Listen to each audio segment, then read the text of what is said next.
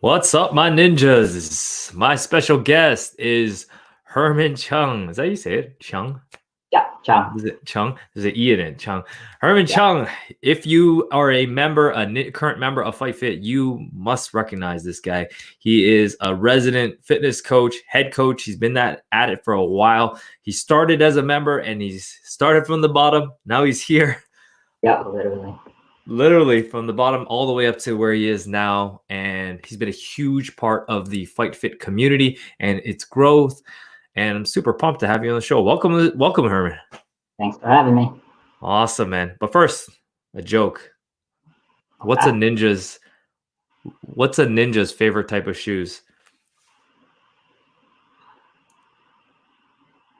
I don't know. Sneakers. Um, Killing with these dad jokes every time I work out. Anyways, Herman, let's go. Let's take it from the beginning. Let's share with us how you started and getting involved with fitness. okay, so I never really had a fitness background. Growing up as a kid in school, I played a lot of sports, so I grew up pretty active, and that's what kind of helped keep me in shape and healthy in my early stages of life. And then through high school and university, that's when things slowed down a lot. Focused more on studying and gaming, so it's a lot of sitting around. So I got less active there. And I found that through my different jobs, the more active I was on my feet, the more better shape that I was. And just before joining Fight Fit, I was more into desk jobs. So, I just realized that pattern over time. The more active I was, the more in shape I was. And the less active I was, the less in shape I got. So, I was starting to get out of shape. My eating was whatever. And it was very sluggish. So I knew I had to do something that was continuous, that was active in order to stay in shape and, learn about nutrition as well. I never went to a gym before. So I think I was really intimidated to go to a gym on my own. So definitely looking for a place that has like a class setting. And I was always into like wrestling and stuff like that. So like, kickboxing was kind of in my mind. It was a fun way to, get fit. So I was searching up, Markland and kickboxing on Instagram. That's how I found out about Fight Fit. And I saw you guys there. It took me about a month to finally step in though. Because, I was a little nervous about, going into an environment where you just don't know, right? You're just kind of scared, like, what if people are judging me and stuff like that? But finally took the step. I did the web special. So, yeah, glad I did that. The first warm up, I was like super fast. And after that workout, I was out for a week. So, I was totally out of shape when I first started. So, I can relate to most people joining in with no background. How bad out of shape were you when you first started? Talk to me, like weight, numbers, any like. I was just below 150. My body fat was like mid to high 20s. But just like energy wise, everything was like a struggle. Right? Even like going up the stairs, losing my breath, and, just no energy. Was it like tired when you wake up in the morning, or was it like, or you have like afternoon crashes kind of thing, that out of shape? Well, I was a night owl, so weren't really a thing for me. I was more of a night person, yeah. But usually in the afternoons, I'm really tired. Yeah. Yeah. So a lot of it was you lacked a lot of energy because you weren't working out or anything like that, and you gained obviously a pretty high body fat percentage if you're in the mid to high 20s. I know you were into it and you knew you got to do something. So you found us. I guess you were following for about a month before you decided to take. What made you take that jump from, I found it and I'm gonna actually go and do it? Like I was just looking, and then I wasn't doing anything. Like the next move was just to actually go and do it. Like it's been a month already. Like nothing has changed. I felt bad. So, you know, I think I did send in my email to the what special link. Uh-huh. Like I didn't actually check out. And then I received another email like, oh, were you having like technical difficulties getting in and stuff like that? And I'm like, all right, let's finally do this. The follow-up email sequence. That's how we always get people. It's a reminder. For sure. And it's funny, Herman, like a lot of people, like when they get on the phones with me and they don't make that commitment right away, I'm like, you know what's going to happen to you? If you don't do this right now, you're going to go back to your day-to-day life.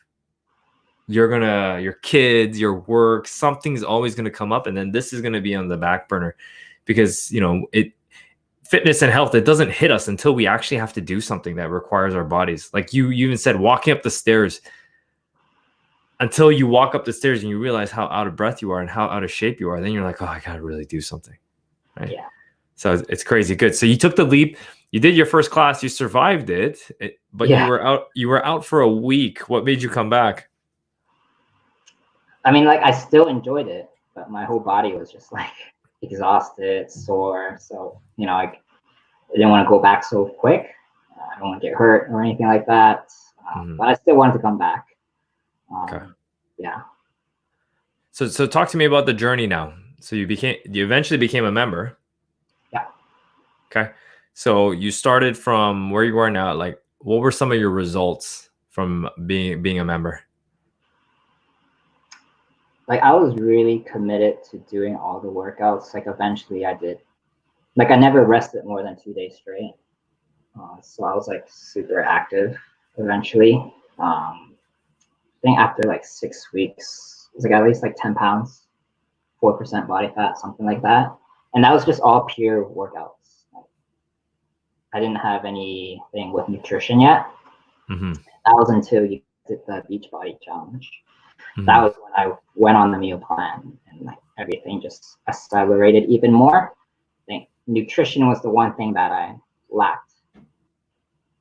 All right. See, you cannot outtrain. Actually, well, it's not actually true. You actually lost weight doing workouts, but yeah, you got faster results by combining the workouts and the nutrition together, right? Yeah, exactly. How much did you lose on that when you did that?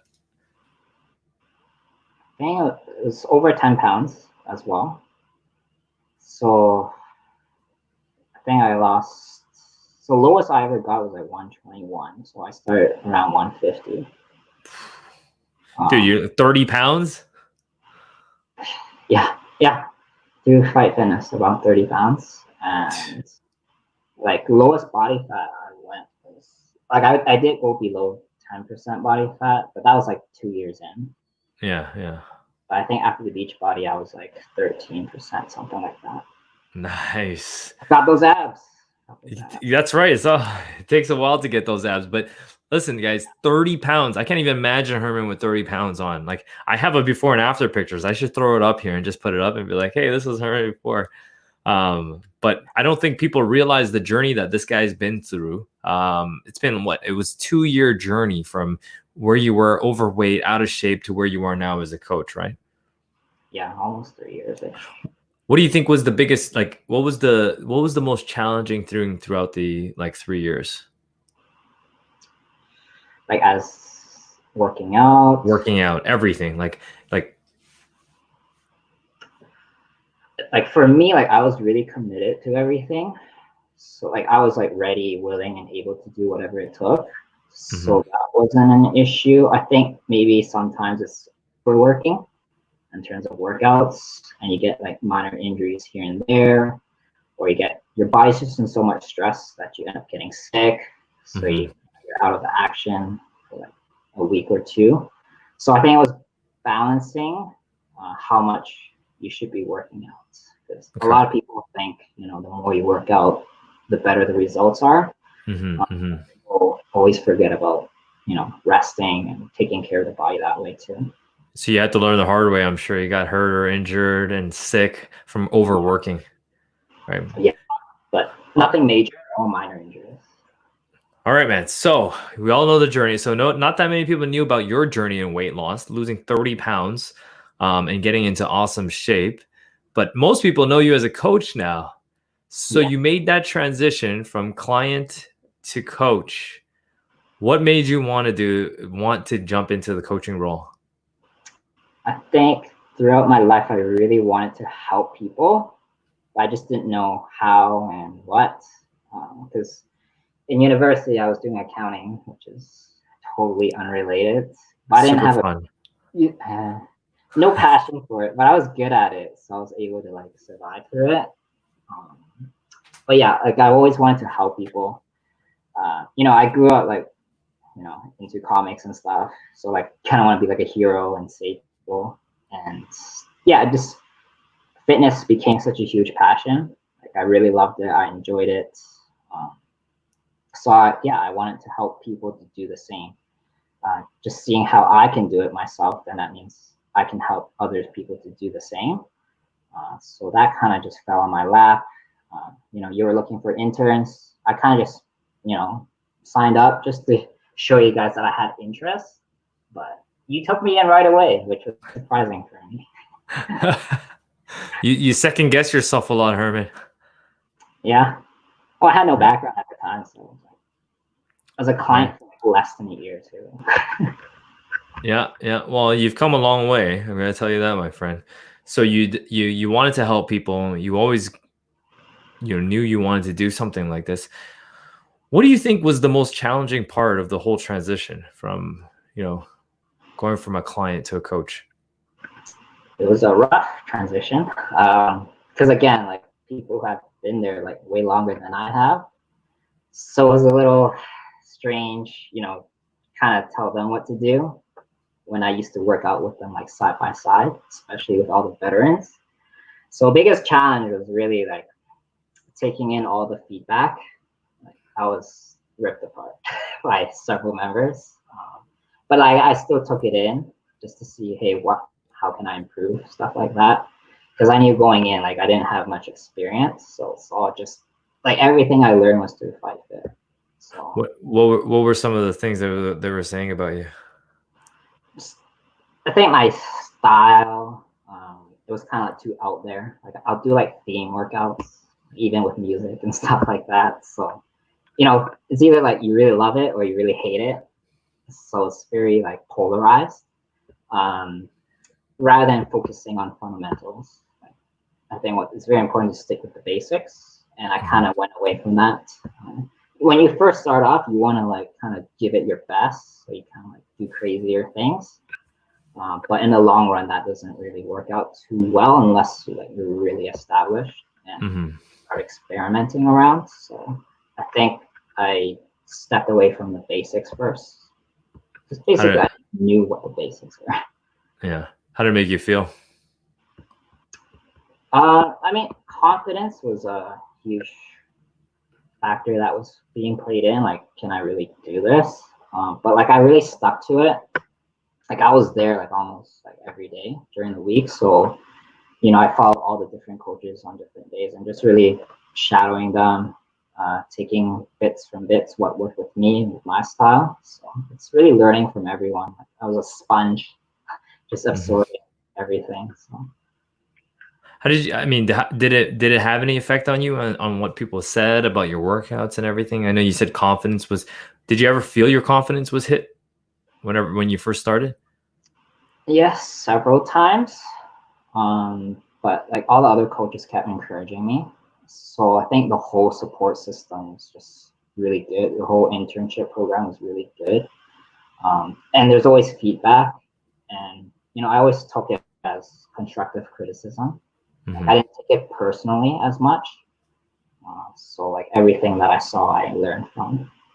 So that's an important point. I think too often we look at feedback as such a negative thing, but without feedback, that's without outside set of eyes, something that like looking into your life and what you're doing, because what you think you're doing might be, you think it's amazing, but then when somebody else sees it and goes through it, it's like completely different, and it's a completely different perspective. And I think that's like kind of like the good thing about our team too, is like we have so many different perspectives on things, that helps us to iterate on everything, on all our programming, everything. So Definitely, we really strongly believe in feedback mechanisms for sure.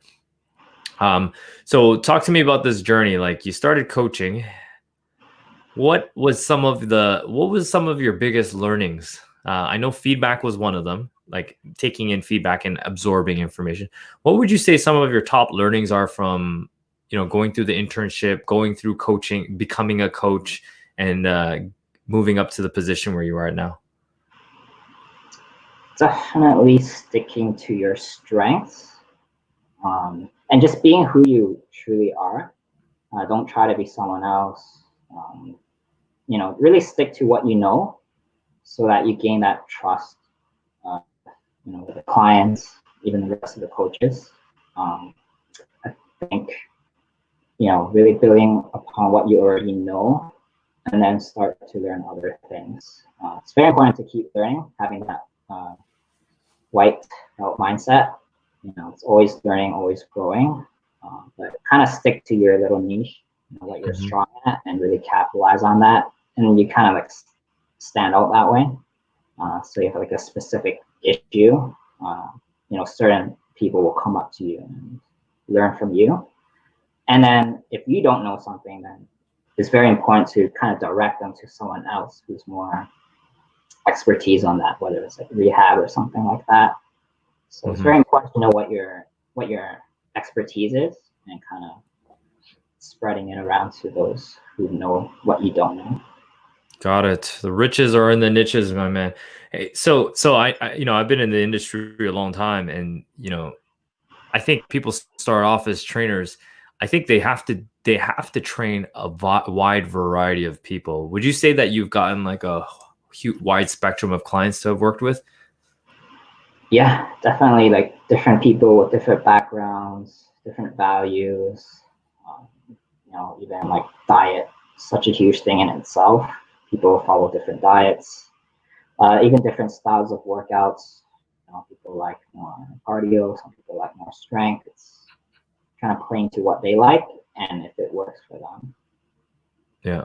Telling you, like the fitness industry, there's so many different flavors. It's like the restaurant industry where you can go to like a million different types of restaurants. Exactly. I don't think a lot of people know this about you, but like you've done a lot of certifications on top of some of ours. Like, can you name some of the stuff that you've done? Yeah. So with Fight Fit, I did the personal training through CanFit. I did the kickboxing with you. Other things I've done is precision nutrition, which is all about coaching nutrition. So that was very insightful. Other things that I did, metabolic conditioning certificate. I did that. Recently, I did an online training course. Especially nowadays, we're online now, so it's a different take, training online and in person. So it's important to know how to work, today's technology and stuff like that. What else? Barbell strength.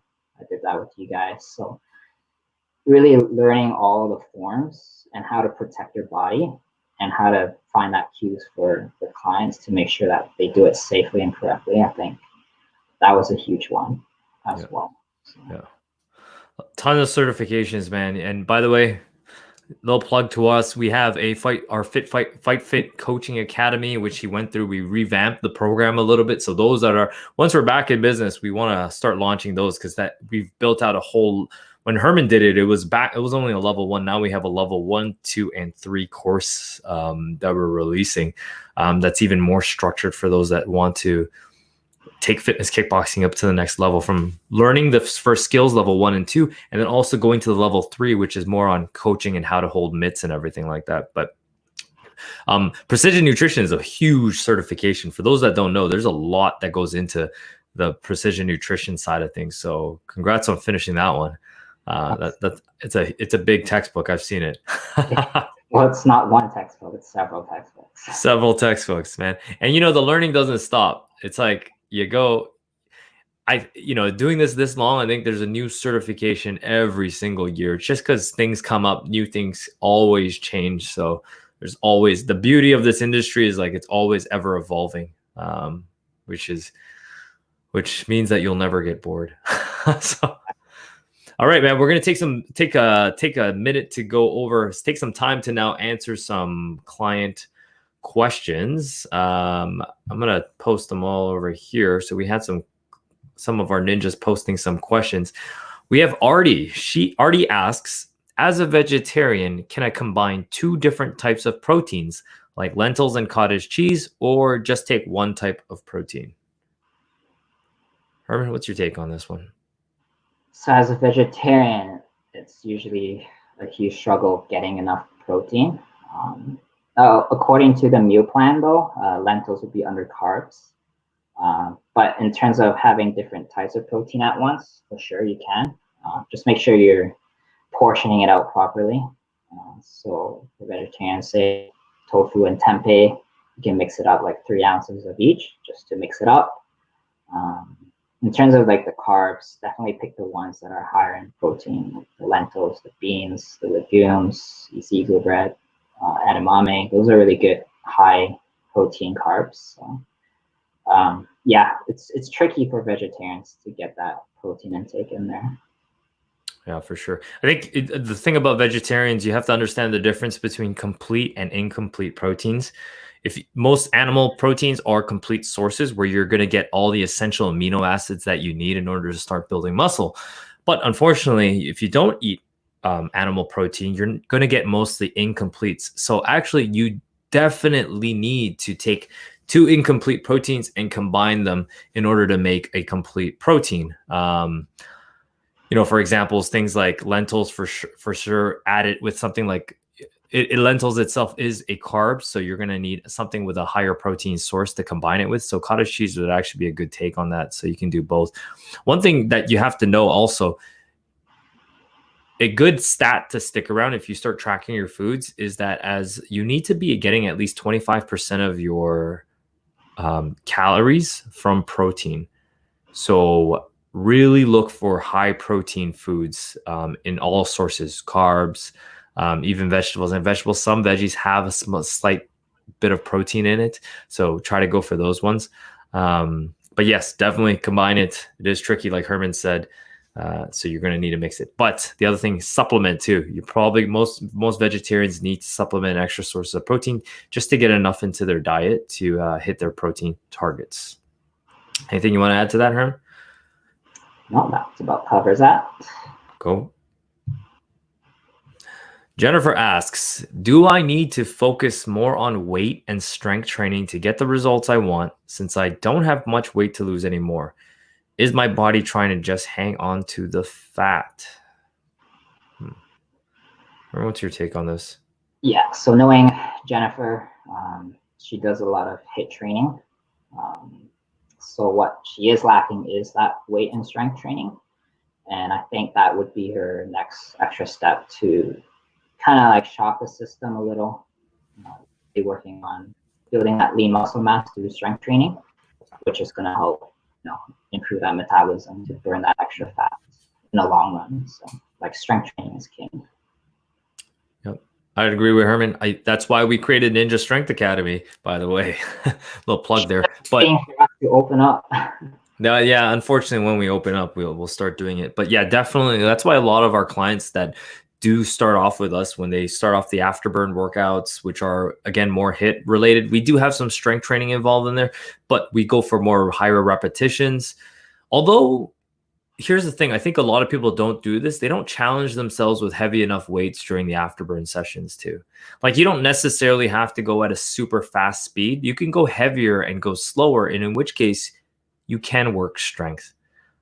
So you don't necessarily need to go Ninja Strength Academy. Ninja Strength Academy is more for people that want to learn those specific movements, the barbells, the big heavy squats, deadlifts, and bench press movements, which are huge strength builders, but you can even do it with HIIT training. So you just need to lift heavier weights for sure. Yeah, you have to be comfortable feeling uncomfortable and really focusing on like full body movements. Yeah, big movements. Good.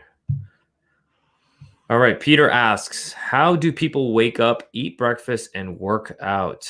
Breakfast first or workout first? What's a good way to stay motivated in the morning? I don't know how people wake up in the morning. But you know, you're definitely not a morning person, Herman. nope.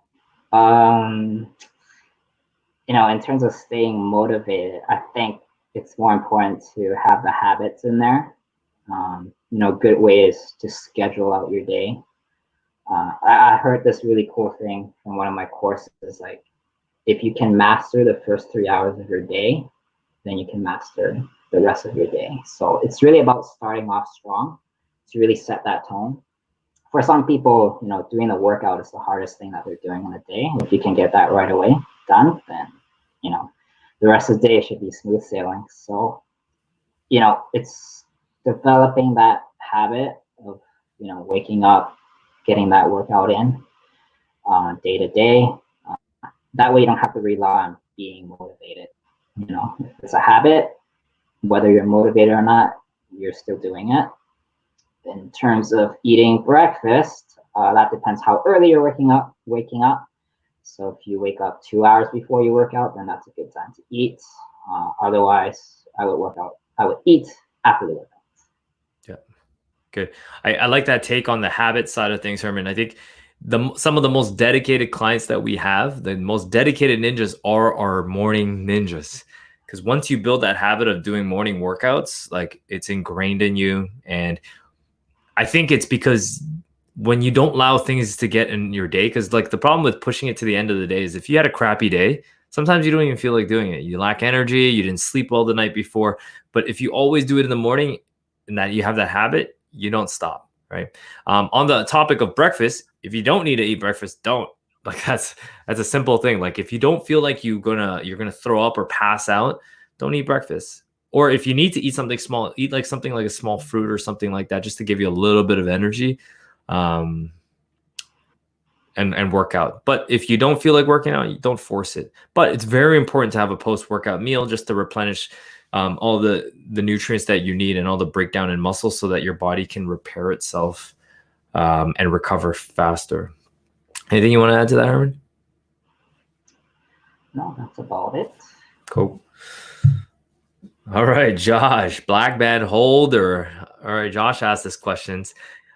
He'd like to know, I'd love to know what your biggest challenge was and how you overcame it. It could be achieving black band or anything else that you'd like to share. Whoa. First of all, this is the old black band standards. But what that was 20 minutes of skipping straight. Yeah. I know we took that out. That was the biggest challenge for that black band test. And then having that endurance to do the 60 squats, 25 push-ups, 20 burpees, and the 3-minute plank. So when I did that test, I never really skipped. So it was just like pure grit. Just kept going. Like, you know, it wasn't perfect. Like I kept breaking, but I just kept going. Like I didn't want to stop. So just keep going at it and not giving up. You know, a lot of people struggle with, you know, hitting those reps, and all that is just putting in more reps. The more you do it, the better that you get at doing it. So, you know, with the new standards, I'm able to hit the black band standard for deadlifts, and what I did was a lot of deadlifts. You know, rest pause singles really helped me a lot. Because, you know, your goal is just to lift as heavy as you can, just for one rep, the safest way possible. So I really focus on that, and I was able to hit black band for deadlifts pretty easily. But that means everything else kind of went to crap, because when you focus on one thing, you're not focusing on other things. So it's hard to balance everything. But it's just, you know, important to focus on what you want to do and just keep going at it, right? So biggest challenge, like, don't give up, right? The more you want it, the more you're going to work at it. So it's important to stay focused. Good. So for those that don't know, our black band, like when we go into band rank standards, we go into Herman hit black band on his deadlift. That means he did 2.5 times deadlift of his weight. So that's it's a pretty heavy deadlift. 350 pounds. 350. Woo. Hit a 350. For a size like me, that's heavy. That is freaking heavy, man. 350. Dude, what do you think? You know what do you think it was your biggest challenge so far, like in general? Like, would you say it was like your fitness goals? Like, what has been your biggest challenge in your career so far, in your fitness career? I think it's more of a balance, work-life balance.